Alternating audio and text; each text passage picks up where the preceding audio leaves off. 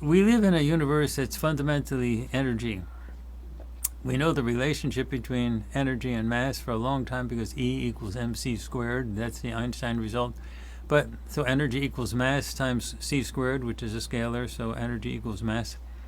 So what we basically have is an energy universe, and there is no solid anything. Nothing.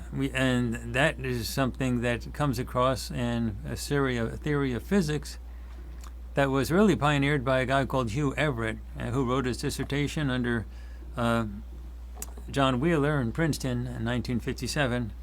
And basically, he came up with the idea of the other worlds theory of quantum mechanics.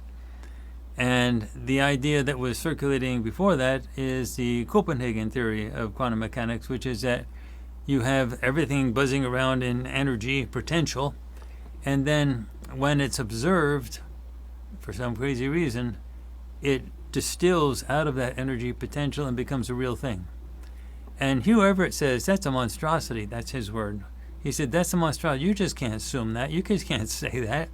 The only thing you can say is that all those things must exist simultaneously. You can't say that only one reality pops out of the energy ether, sort of. You have to just sort of everything exists. So the basic idea is that the reason things seem solid, like the stapler seems solid, okay, is because everything is in a frequency state of synchronization, which physicists call superposition, where the frequencies sort of match up, and in a process, two processes called constructive and destructive interference, for those who want to know, allow these things to sort of combine.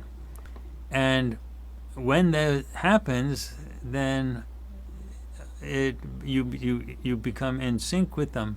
And that's why the curiosity of quantum mechanics is that things don't seem to manifest until they're observed in some way.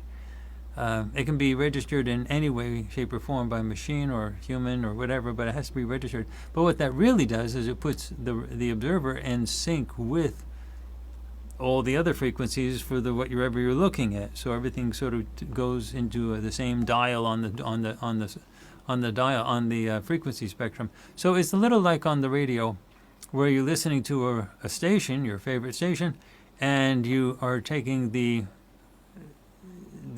music from a frequency on that, but there are other stations that are playing at the same time, and those stations you're not hearing because the radio is selecting out only a certain frequency.